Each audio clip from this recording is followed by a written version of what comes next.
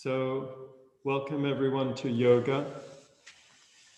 I hope you're weathering winter well if you're in the Northern Hemisphere. And going to make our way a little bit into the hips and a little bit into the relationship of the arm through the shoulder girdle deep into the chest. So some of the things I'm going to do on the floor, you may need to sit up for a minute and have a look so that then you can lie down or put yourself in such a way that you can turn your head and see what we're doing. But it's slow work, so don't worry about missing stuff. And as usual, of course, there's a shape and there's language, but I want to do it in such a way that you have time to receive that and then to let it in and then to find the reality of the movement for yourself. So we're always moving away from performing, and we're always accepting the invitation to participate, which validates and empowers. Of course, science has a lot of true and good things to say about our bodies, but that has to be balanced with how we know ourselves and what seems to work. So there's a balance. It's the same in the spiritual tradition. There's a very important link between the tradition and what we've been taught by the sages and the wise ones, and the contemporary instance of what we are learning in our own heart. And one cannot obliterate the other. They have to come together. So we're always human movement and human verticality and human agency is always letting science talk to the individual who's exploring and who's learning something. And we find we have to balance those things. And that's what complementary medicine is inviting us into, different from alternative, where we're saying, well, that's bad and this is good. No, we're looking for the complement. We're looking for the dialogue. And this is our body, so we also know. So I'm going to start kneeling. And of course, if it bothers you,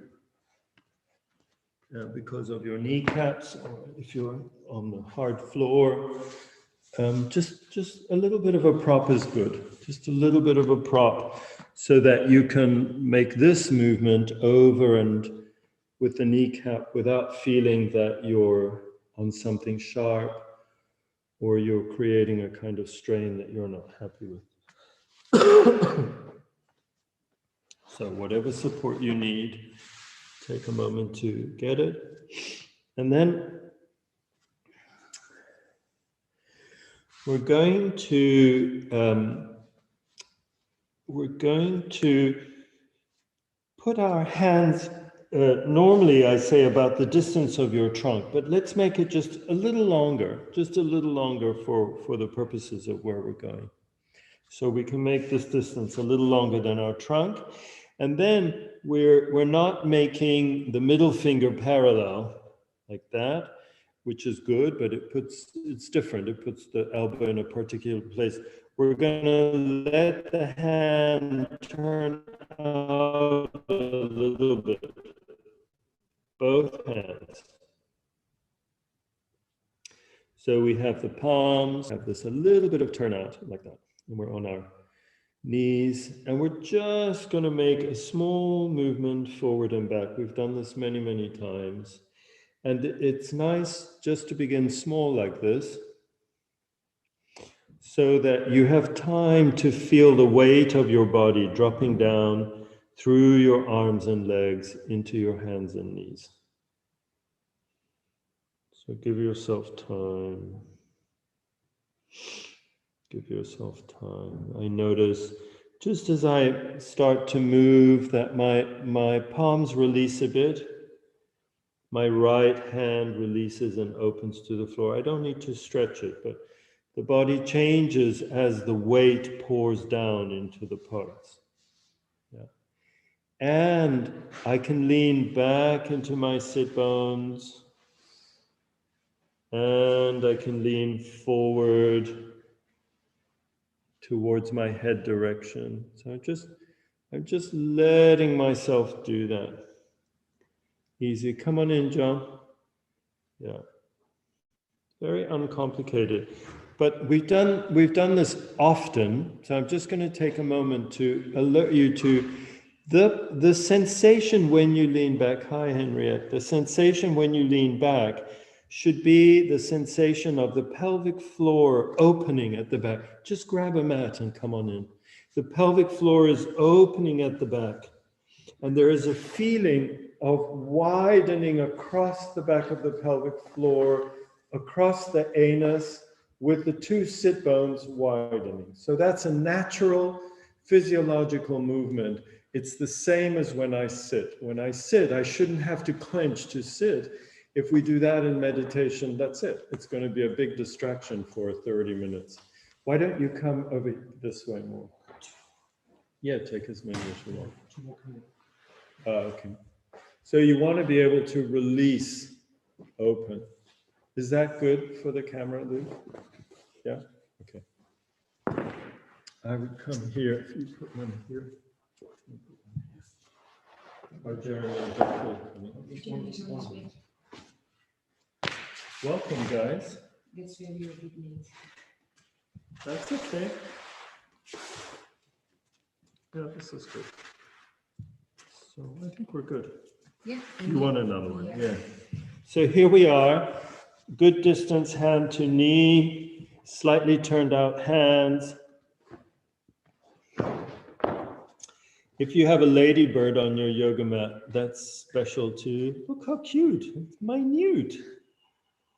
A yogic ladybird. And then you're going to turn your toes under. Yeah. And we're just going to lean back into the sit bones. Watch my movement for a moment so that it's not the much bigger thing that we've done. We'll get there. It's just a leaning back. Hey guys, come on in. Just a leaning back into the sit bones. Leaning back. And as you lean back, your arm opens. Yeah. We're not in full squirrel mode. Yeah, come on in. Lean back. And then we come forward and we just reach a little bit with the head. And then we lean back. And like I said, when you lean back, you can feel the widening across the pelvic floor. Yeah, this is one of the most, there's so many variations of this movement, but it's a wonderful, safe way of repairing your back because you've been sitting in front of the computer hunched over too much. Yeah. Now as we come forward, we go a little more.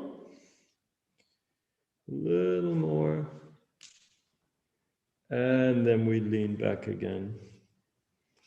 Take your time. There's nothing cosmic at all, but it is marvelous.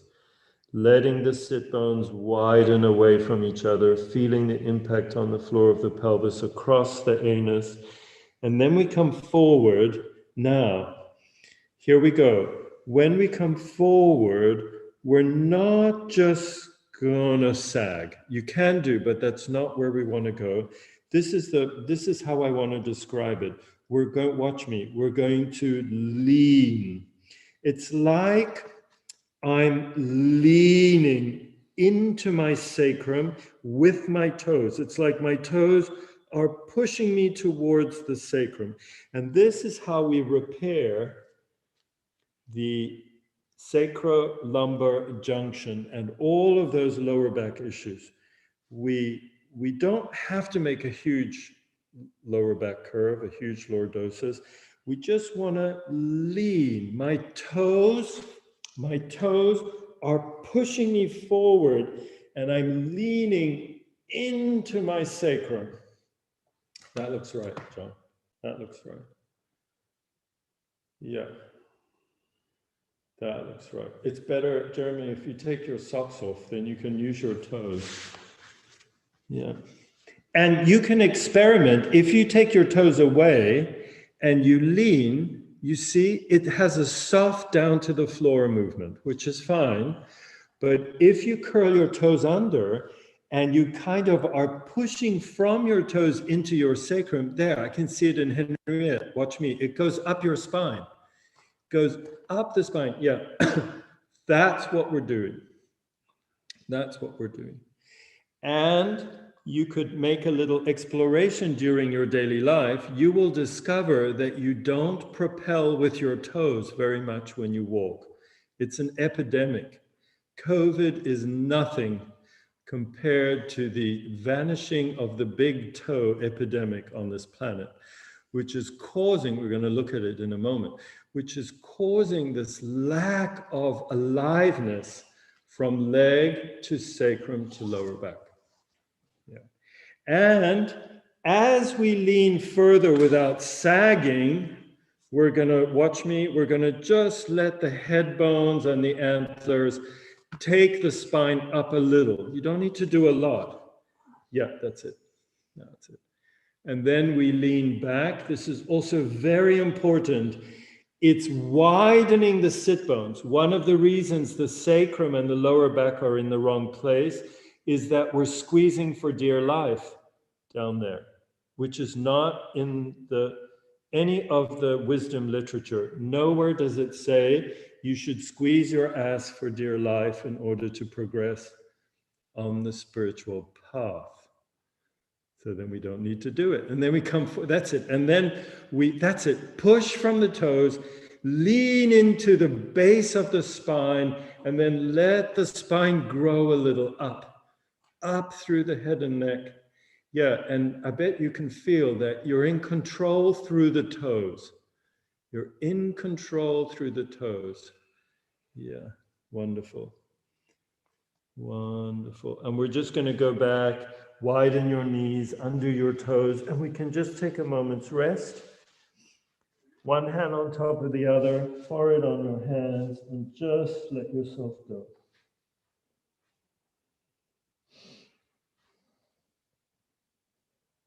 It could feel sensitive if you realize, wow, you know, I've been sitting all day or whatever I've been doing, chopping carrots or crochet, and now I just woke all of that up. It's fine. That's perfectly fine. Yeah.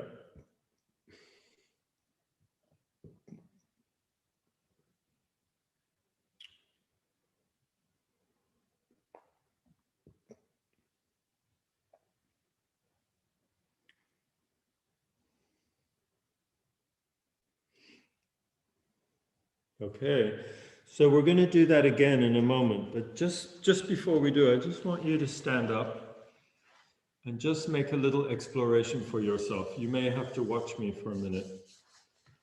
So I want you to go for a little walk as you normally do. Just go for a walk in your living room or wherever you're practicing, and just feel how the legs swing and feel what your foot is doing. Yeah, what your foot is doing. Feel what the heels are doing. Feel what the middle of the foot is doing, and feel what the toes are doing. Okay. Now, and we'll use this. We're going to come back and make the same movement. But now what I want you to do is to lift your toes. So just a little bit off the floor. Yeah. And now go for a walk. Don't let go of the toes. Yeah. And notice what changes. Notice what changes. You may notice, I notice that I no longer have any propulsion, and I can see everyone has gone, watch me, into flexion. And then the only way to walk is to flex, flex, flex, flex. And we look like toddlers, or, you know, people like Abraham, people who are more than 200 years old. So we don't have toes. We don't have propulsion, and it's all flexion, and it's disturbing the base of the spine. Okay, thank you for doing that. Now one more. Now what I want you to do, watch me. I want you, there's this moment when you've stepped forward with one foot where the back foot is going to propel you. So you're going to come to that position there. You will have bended on the toes, and there is this moment, can you see, which is what we just did on the mat. There is this moment where your toes propel you. Of course, if you were running, you would feel it more, but when you walk, there is this moment of propulsion. So I just want you to play, like when you get to this point, try to feel that. It may be a little bit the ministry of silly walks, but that's okay. Just try to feel that, and you may feel that it accelerates you in the space, so you can walk. No, c'est le contraire. C'est le contraire. C'est pas comme ça. C'est comme ça. Which when the foot is behind, it pushes you. When the foot is behind, that's it. It's pushing you. Yeah. Yeah. Yeah, and of course, we're making a big bracket around something, but in your daily life, just when you have a moment and you've gone out for a walk, just think, okay, let's see. Am I just lifting, watch me, am I just lifting without toes, walking along? Or am I propelling, And what happens is propulsion starts to make, I'm exaggerating, but it really starts to make the spine swing. And in Africa, this is how they walk. When they have to walk for kilometers, it's actually like this. They have I grew up in Africa. So it's like this. They are much better at it than me, but they've got their washing on top of their heads or their dead goat or all the maize that they collected. And there is propulsion and swinging and head direction. And that's it. That's the only reason to do yoga, is to develop all of that. Yeah. How is that? How are you doing? Better. Yeah.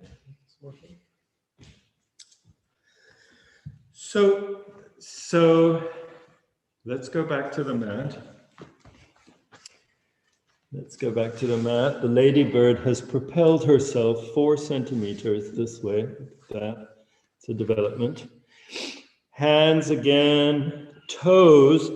Now think about what we just did. If you take your toes away, all you can do is lean. But if you have toes, of course you can lean, but then you get this that's it, Henriette. Aliveness from the toes, and it opens your whole spine. Yeah, you should feel it coming all the way up the spine. So we're going to lean back, let the pelvic floor widen and release across the anus. It's very important. And then we're going to nudge with the toes and come through. And come through.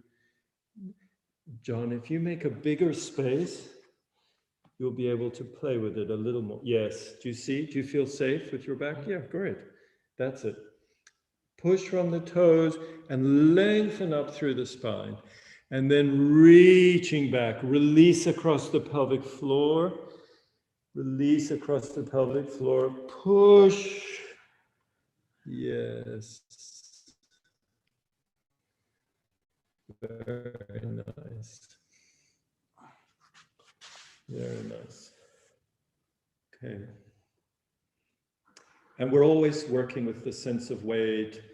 We're being near to ourselves, so we don't need to watch. Once we've started to get a sense of how the body is closing and opening, lengthening and returning, breathing in and breathing out, all this yoga exploration opens up. Opens up. That's beautiful. Toes, that's it. And then it opens up through. That's beautiful. Up through. Okay. So this is much more important than touching your toes. Bending forward and touching your toes is not going to make you an advanced yogi. It's probably going to injure your back. This is wonderful because, you know, when you get a lovely chest of drawers, it's not often that people get a lovely chest of drawers from a carpenter. But if you've ever gone into a grandparents' house or into an old house, and there it is, and you open the drawers and you push them back in and they slide and they fit beautifully. That movement that Henriette's doing, that's the moment where you push the drawer forward. Yeah, and it's like we push the sacrum and each lumbar forward, and then each vertebra of the spine forward. And each vertebra below leans forward and grabs the hand of the vertebra above, like acrobats, each one. And that's what the spine needs to be able to do. You know, and we're losing it because we're here all the time like this with our phones bent forward. So we're losing this movement. We're losing it. Yeah, wonderful. Is everyone okay with that? Yeah, we've done this lots of times in lots of different ways. I think it's great. And it's great for winter. Great for winter. Okay. Where did the ladybird go? It's gone, huh? Over there. Wow. Okay. So now we're going to lie forward with your pelvis soft on the floor, on your elbows. So it's relatively strong. If it's too much, you can put a cushion across your belly. But it should challenge us. It should challenge us a bit. So we want to be able to rest on the elbows. And then you want to be able to really let each leg go. Yeah. Each leg go. So, you know, when you're at your computer or your laptop and you've bought an ergonomic chair because you think it's going to save your back, well, it will help, but the most important thing is to vary your position, I think. So you can lie on the couch for a bit and type, then you can sit in a chair, and then you can sit like this and type or read, because this forward lying position puts your lower back in a wonderful position. So you could take your hand and just touch back there, and you'll notice that it's quite a strong curve. Yeah, it's a wonderful curve, the way the back comes into the pelvis or the way the pelvis comes into the back. You comfortable, John? Okay. So here we are resting on the elbows. We're going to bend the toes of the left foot. And we're going to reach back with the heel. So the knee will come off the floor. And reach back with the heel. And we're going to release the leg. Then we're going to do it on the right. Bend the toes, connect. Really connect with the toes. Feel the weight going down into the pelvis and down the leg. And then we're going to reach back with the heel. The knee will come off the floor. Wonderful. And release. Let's do the left toes again. Now, as you reach back with the heel, lengthen up slightly through the bones of your head and into your antlers or branches, whatever's growing up out of your head. So you have a small upward movement of the head and neck and a long away movement into that leg. You don't need to lift your pelvis off the floor. Just reach, that's it. Just reach with the heel. And give a little bit of upward direction in the head, and then release. Bend the right. We're doing the right foot, toes, heel, reaching back, reaching up through the head and antlers, resting down into the pelvis, and have a break. This is how we're going to have a break. Just let yourself sag. You can lie completely flat or just let go. so that you're up on your elbows, but you're just letting your spine sag in between the two shoulders.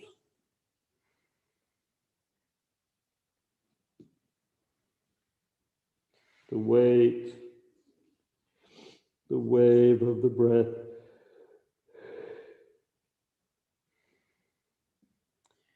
The layers of belly releasing. You can literally feel how the impulse to tighten the belly and kind of hold yourself together. And then we can let go around the belly button. And it's like layers of belly. Keep releasing, keep releasing, keep releasing.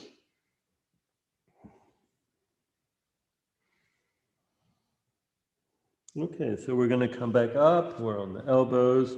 We give a little bit of direction to our head. Are you guys okay like this? Yeah.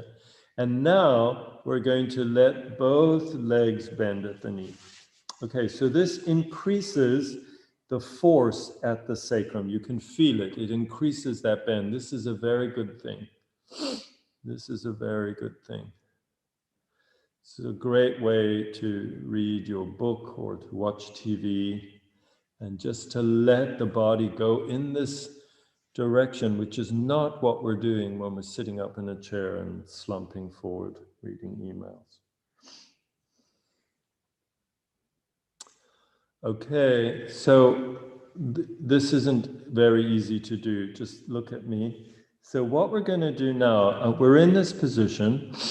I'm going to let my tail go up. So you will see that my pelvis starts to come off the floor. But I don't want to do it in a hard belly sit-up mode. I just want my tail to go up. So my body is arching more, and yes, it seems like we're not made to do this, but we can. And you can push back with your elbows so that you really accentuate this folding movement, very, very deep. The knees go into the floor. This could be less than a centimeter, the feeling, but just wonderful, just wonderful, wonderful. And release the legs. And this time we're going to lie forward and turn our head first one way for a little bit, just to get the neck moving, and then the other way. If it's too strong, you can support your cheek with your hand. You can put your hand by your ear just to support the movement. Otherwise, just hang out. The breath, the weight, the releasing in the belly.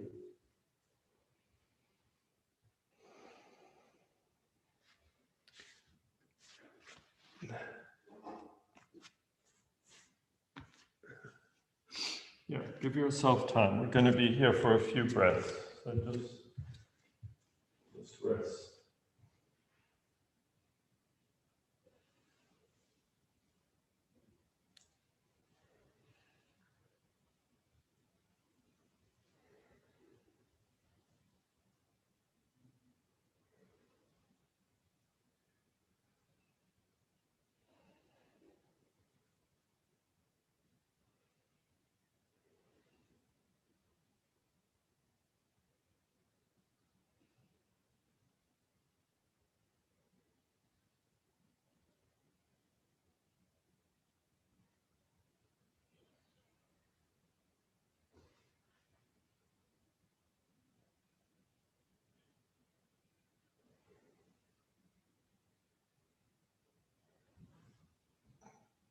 And then let's lie with your head facing the other direction.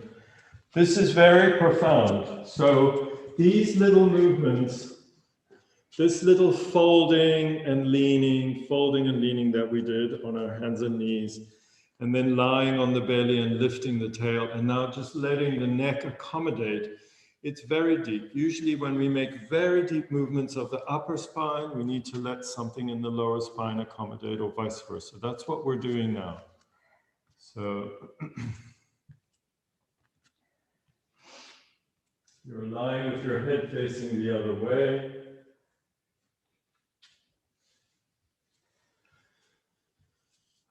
And of course, anything that we do, if it starts to feel too long or too much, you just vary. You can put a cushion under the belly, you can get up, you can do child pose, of course, of course. So,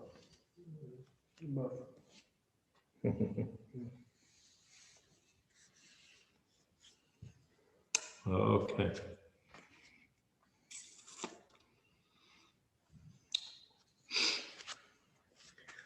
Okay. So let's just come back up. We're going to lie down again in a minute, but just come back up for a moment just to vary. Let your, I always used to say, make your fingers parallel. I think it sort of gave me an anchor and a way of showing people, but I realized that that's not so helpful because it may go against the physiology of your arm. So probably your hands need to turn out a little or turn in. But I would start with exploring a small turn up because that allows the weight to pour into the mouth of the hand where the first finger and thumb are. So it allows the shoulder blade to rest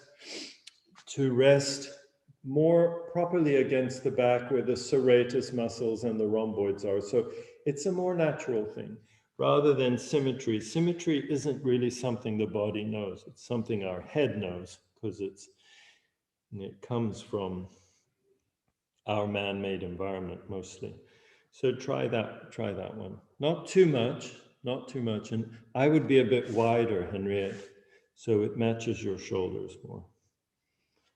Yeah, and then we're going to bend the toes under, and we're going to do a little bit of this funny dog pose if you do yoga and you know the names. But it's going to be with bent legs, and it's like what we did on our bellies when the tail went up.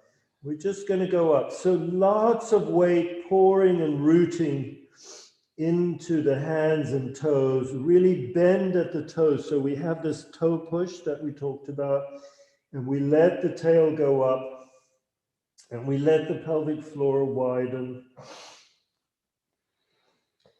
And often we talked about the position of the hands, and there's no right or wrong. So I made a suggestion, but often the legs want to roll to the little toe. So get onto the big toe. Feel the big toe. You can stress that joint a bit, nothing will happen. So really bend it, bend into it, and let your tailbone go up. Let your tailbone go up. Let your antlers rest on the floor. Notice what your spine is doing. Notice, c'est le contraire. Il faut que tu te mets là. Voilà. You can be wider. Yeah. Okay, up. Voilà, il faut plier là. Ça, c'est une. And then here, you need to come back. Stay on the toes, huh?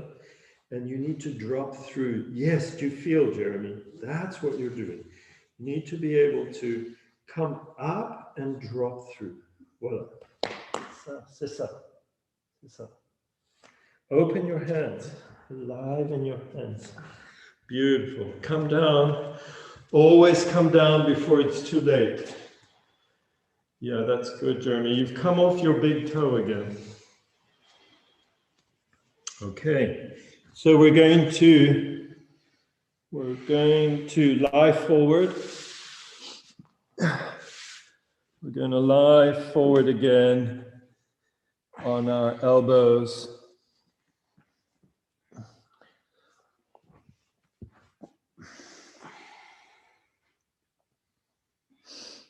Yeah. Very good. And just see where you are now. We don't naturally let go in this position because we're all very tight in the layers of the belly. There are many layers, and it's a very sophisticated place, but most of the time we look collapsed, and behind the surface, we're just as tight as nails. So you want to let the layers of the belly go across the belly button.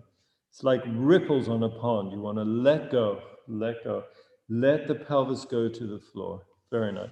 And now we're going to lie forward. Going to lie forward. You may need to have a little look. Going to lie forward.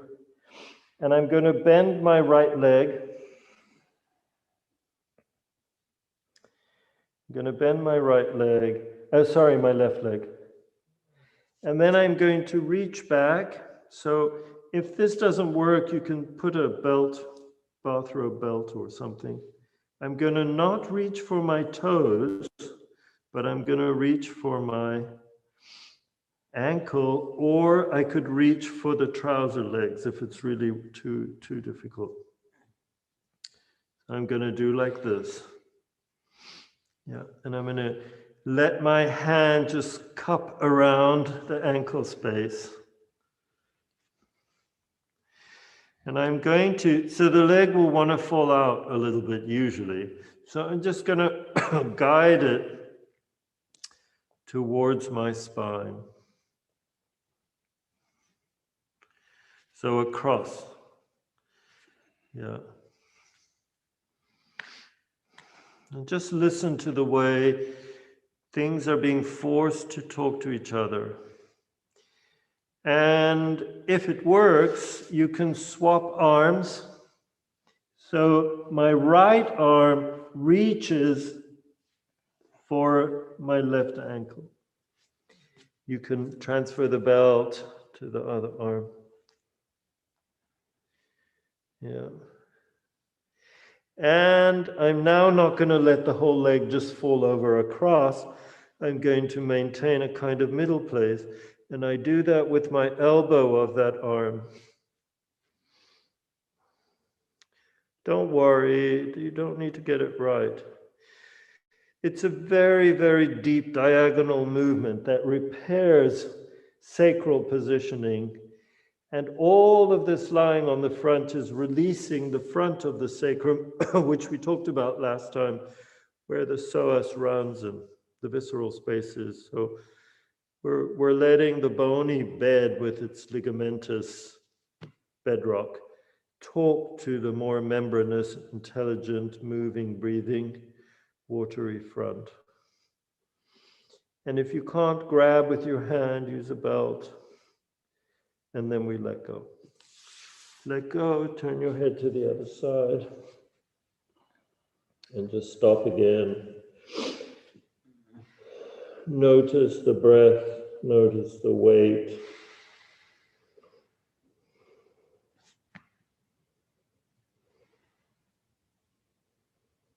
Notice what's changing.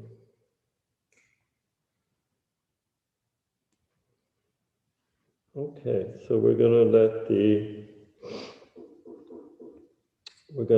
the right leg bend at the knee.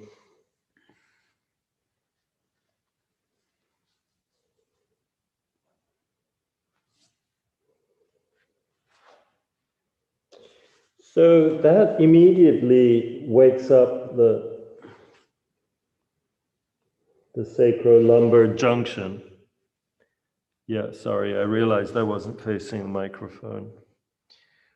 So just let that in, and then we lean back and we go towards the ankle with the hand on the same side.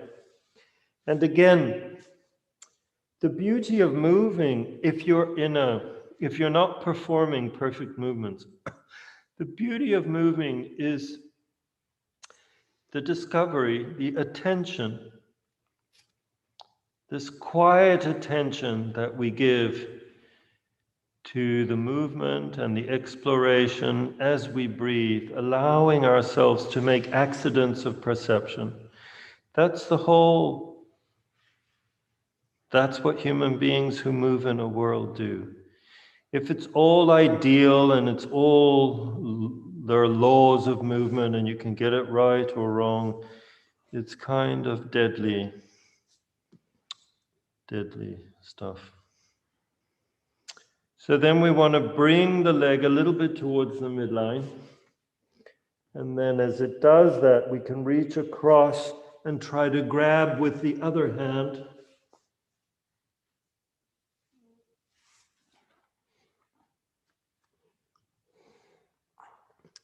And then instead of just kind of falling over, we want to find a middle place. And come back to the sense of weight. So, yeah, the sense of weight, so that you are lengthening in the hip flexors on the front of the leg, deep into the underbelly. And you're resting through your weight as you make this movement, which may feel all weird and untidy, but it doesn't matter. It doesn't matter at all. And the breath, just letting the body find its way. And then we let go. And let's just rest back. So if you fold back, widen your knees, and just rest in this position.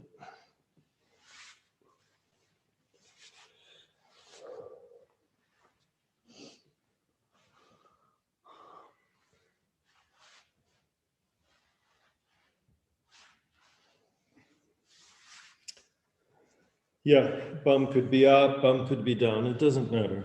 Just let some contrast in.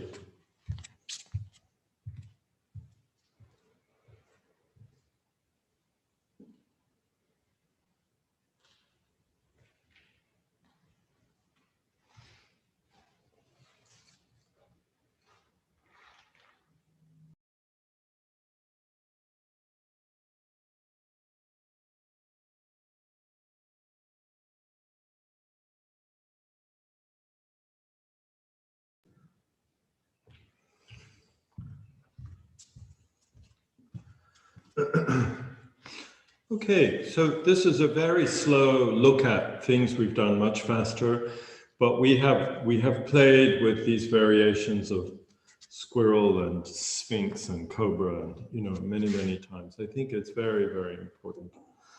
So what we're going to do now is we're going to lie on our backs with huge shouts of rejoicing.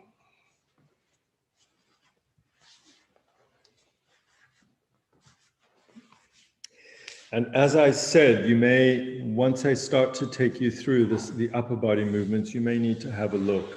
But the movements are long and slow, so you don't need to worry that you've missed something. But let's just start lying on your back. Lying on your back. And let your arms be very wide, palms up.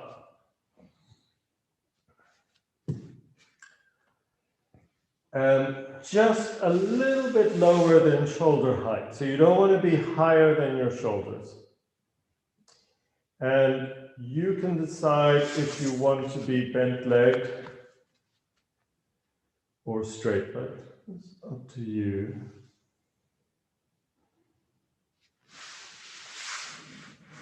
Now, the arm will probably, when you let go, it will roll slightly towards the little finger. So your relaxed hands will passively flex. They will just roll in a little. And your whole arm will make a small roll towards the little finger. Might. Okay, so what I want you to let that happen. And you may need a little bit of support under your head, which we've talked about before. So whatever you need to be able to rest. Okay, now what I want you to do is to slowly open the palm of the hand, and very gently, as you open the palm of the hand, look to let the little finger and the thumb both open equally towards the floor, so that the palm and the soft part of your elbow are facing the sky. And your body may judder a little bit, so let it. Don't worry, don't stop it. It may judder up in the shoulders or chest. Let it. And just keep opening the hands. And then remember that the fingers have long trails all the way up into the arm and into the deep chest. So as you open your hand, you're not just stretching your hand and fingers, you're opening the whole arm, and you will feel these long, wiry things being pulled all the way up through the long pipe of the arm. Yeah, and in fact, we're making the nerves and the vessels slide within their fascial sheaths as we lengthen and open the hand and the arm. Then we're going to lengthen ever so slightly through the arm. So it's not a big stretch. You get longer maybe by 1 millimeter. And you keep that sense of length as you allow the whole arm to come a centimeter off the floor. Yeah. So long, wide arms, they may bounce around a little bit in the air. Your chest will judder. You will feel that you're opening the chest space. You're opening the heart to lung, to armpit to arm. It's marvelous. You're opening. You're resting on the thoracic curve. You're resting on those ribs and vertebrae that curve the floor. You're noticing that you may want to keep adjusting your head position. You're breathing, you're heavy, you're happy. And then these slightly lengthening and awake, alive arms begin to float up towards each other. Don't rush. Try to keep the sense of heaviness into the shoulder blade or armpit, but length and radiation out through the arm and fingers. Play with heaviness and radiating. And it's slow. You don't need to rush. It's not about touching your fingers.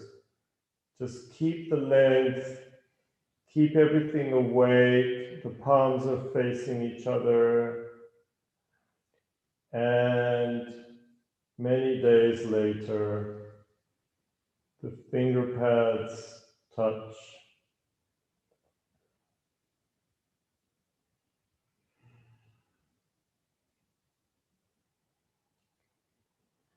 So, of course, I'm describing and guiding and using metaphors, but if you can just let yourself rest in the silence, so you receive the instruction and then just enjoy finding out for yourself. You don't need to make huge amounts of meaning and wonder, am I getting it right, or am I supposed to be feeling something special? Because none of that may apply.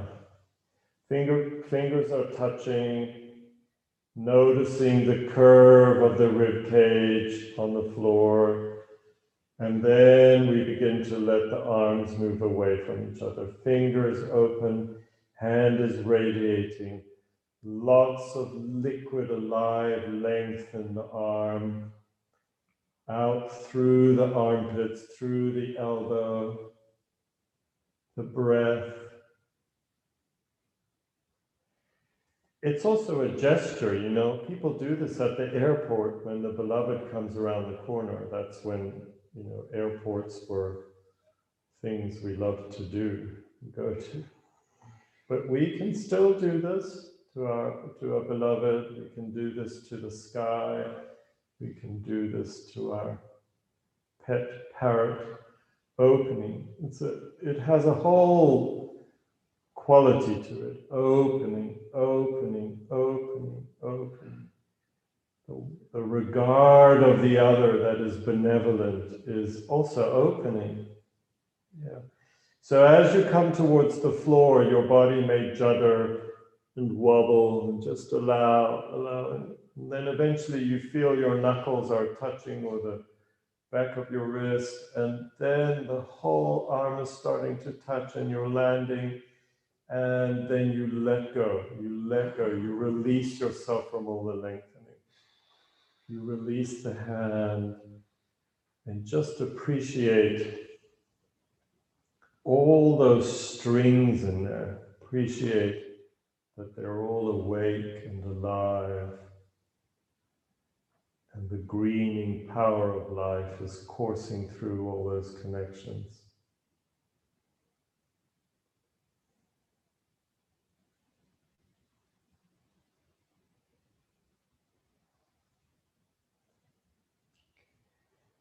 So we're going to turn the arm so that the palms face head direction and the thumb is turning towards the floor and the baby finger is coming off the floor.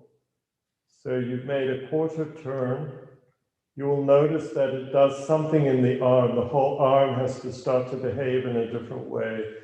All these different strings and wires wake up again. Usually there's even more juddering. Don't block any of the juddering. It's marvelous. It's marvelous. It's like a river running over stones, a bit of whitewater river. Open the hand, and then eventually the thumb is no longer touching the floor. Keep lengthening the arm. As you travel the little fingers, the baby fingers towards each other and bouncing around as you fly through the updrafts, long through the arms, very heavy in the vertebrae, heavy near the shoulder blades, radiating out through the arms, playing with the paradox of heavy and radiating. Eventually, you can see your hands above your face, and the little fingers may touch at some point. Keep the rotation, and then the arms start to travel away. And you are lengthening, opening, establishing new relationships. You're inside your arms. You're not worrying about the shape. Bouncing on the air, lots of opening, letting that as you go towards the floor, you'll feel from elbow to armpit a whole new wakefulness. Eventually the thumbs are touching and we release the arms to the floor.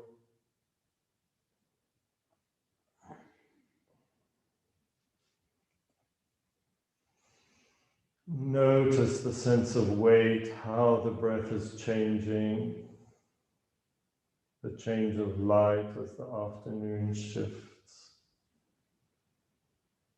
Just releasing the arms to the floor. And we're now going to roll the arm the other way so the baby finger rolls towards the floor. Your palms are facing your feet. And we let the hands slowly open. We start to get length in the arm.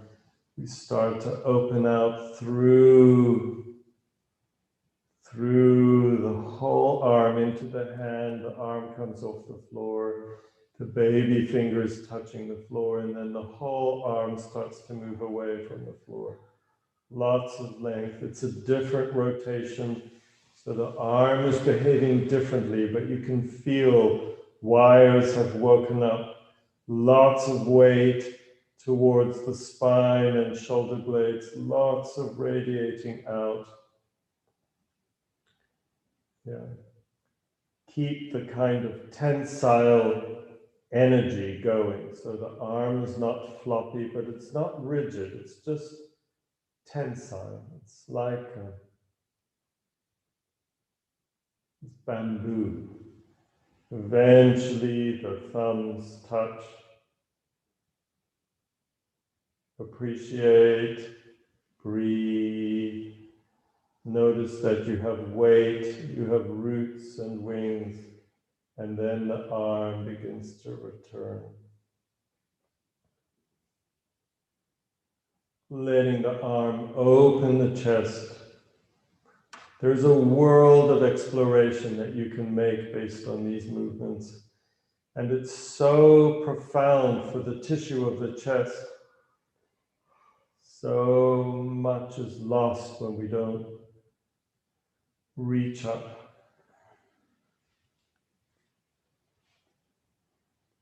Look up at the sky. Again, you may bounce around.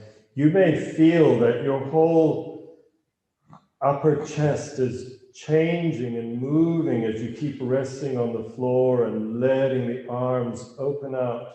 open out, open out. Eventually the whole arm is just resting on the ground.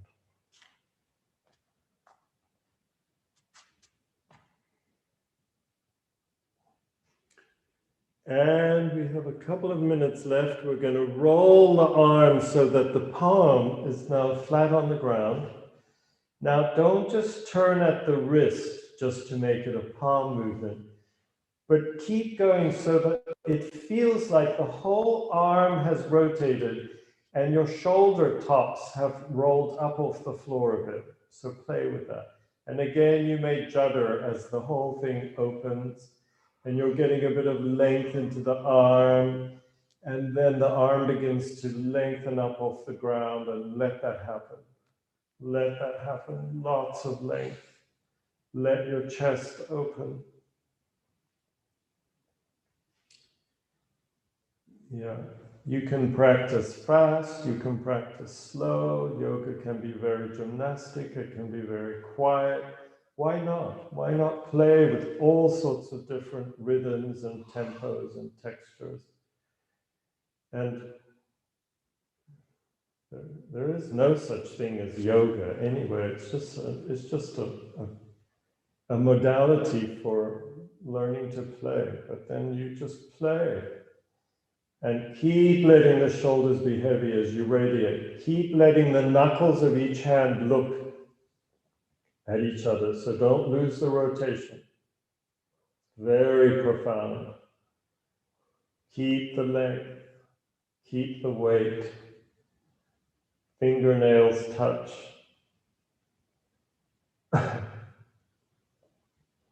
And then returning.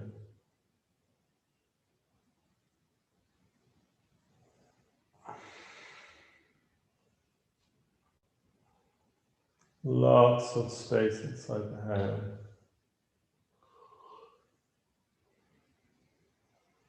Lots of length through the arm. You may notice that your ribs on the front have been moving in relation to the breastbone, especially the ribs, the lower ribs along the arch of your ribs, the costal arch. All of that may start to ease into different position, different relationship. And eventually you touch the ground. And rest. And let the arms come down towards your sides.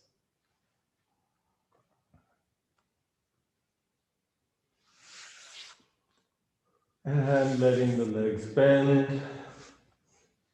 And we're just going to let the legs rock from side to side.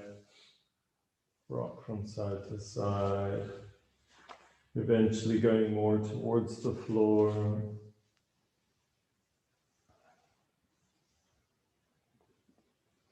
Roll through the feet.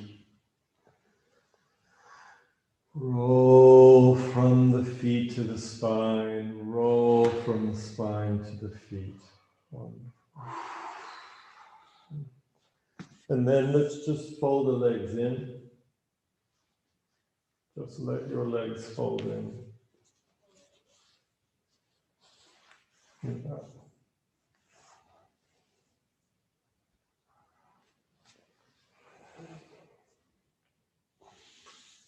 You can pull and be more stretchy about it, but also just don't do anything. Also just let your body undo. Yeah, let your body undo.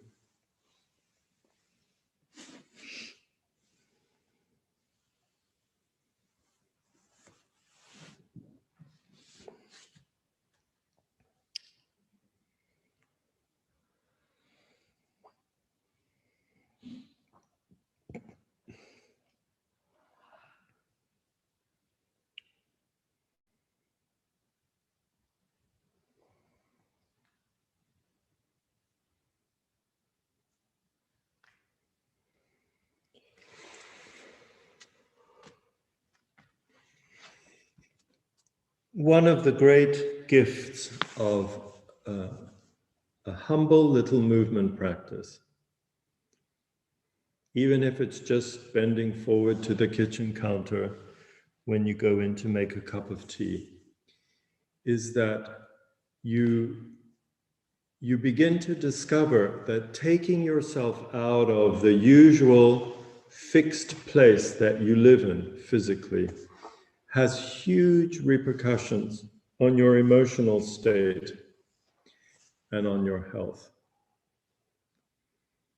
And there's a million things any of us who moves or who helps other people move could say, but it's very worth discovering for yourself. And don't let anybody who levitates or can wrap their leg 3 times around their neck dissuade you from playing and moving, because it's a great gift you give to yourself and to others. So thank you for being with us again today and practicing together, and see you next week. And in the mailing I sent you, you'll notice at the bottom of the mailing, those of you who received the mailing from my database, that I talked about the work of Frances Collier, and she's launched a website, very, very interesting website on movement practice. There's all sorts of practices, big generic movements, more specific movements about joints. She's a dancer, a mover, a physiotherapist who's she's offering this website that she's been working on for a couple of years. It's beautifully filmed. She's offering entry into the website and the exercises at a discount. So have a look. If it's something that feels right to you, give it a try. So thank you. Bye-bye. Thank you, guys.